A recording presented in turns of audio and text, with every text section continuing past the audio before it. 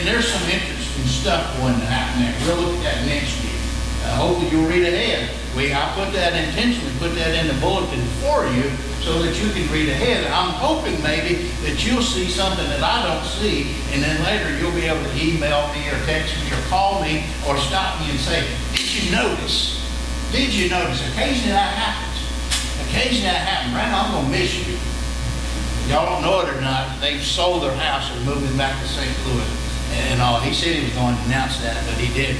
But I'm going to miss, because quite often he said, did you notice?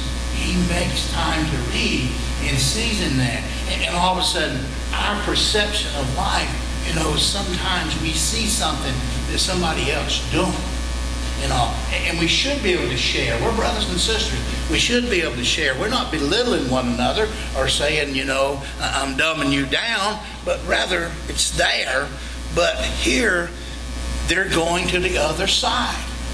They're going away from Galilee. They're going away from the Galilean area we call Tiberias, Capernaum, and so forth.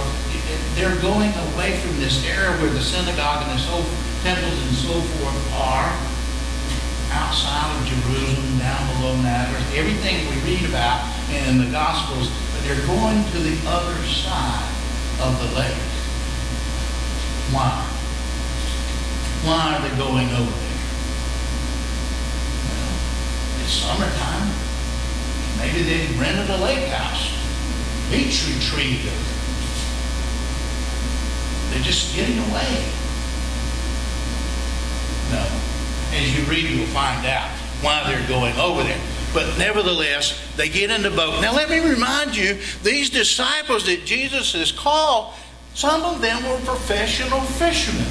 Some of them knew very well about what it's like to be in a boat on the Sea of Galilee. And they also understood how these tempests, the old Cokesbury 273, I believe the number is, but peace, peace, be still, the old hymn, about the tempest, the weather, that as you sit down in this bowl and the Golan Heights, and then the cliffs of Arbel and all of this lake area, this beautiful bottom land, and a very, very little land that's actually green there.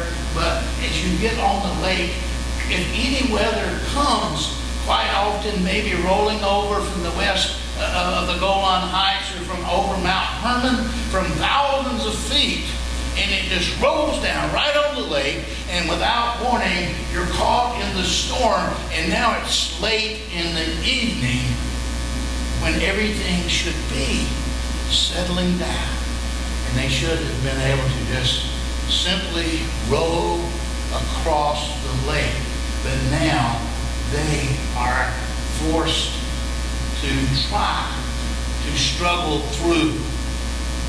Gale force winds means high waves. If you've ever been at the ocean when the red flags, maybe even two of them, are flying, and it's saying stay out of the water, and they're out on the lake and they're forced with it. And the scriptures, all the translations say the boat is swamped.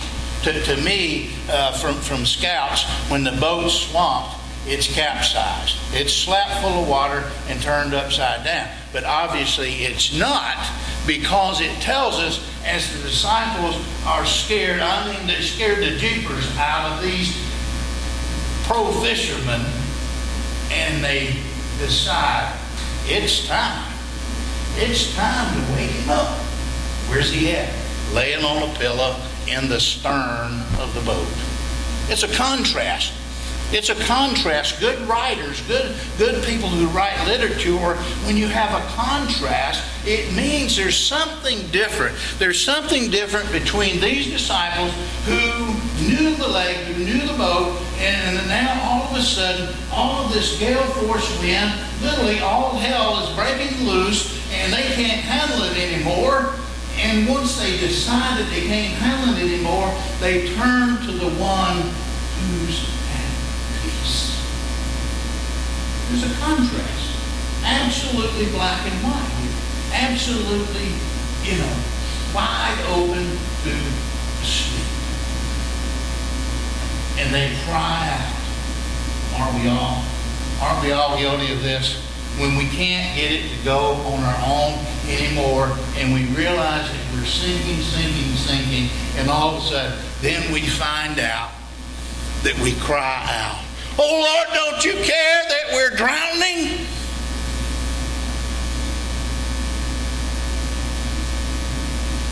Many of you know that I spent several weeks this year in a sabbatical. And without knowing it, I realized that I too was drowning. I was drowning. I was literally drowning myself. And I come to realize that because I'm so good, because I'm just so, able to do it, that I had just been going. And then when all of a sudden I couldn't accomplish what I was trying to accomplish, I would find myself turning to God and saying, "Hey, God."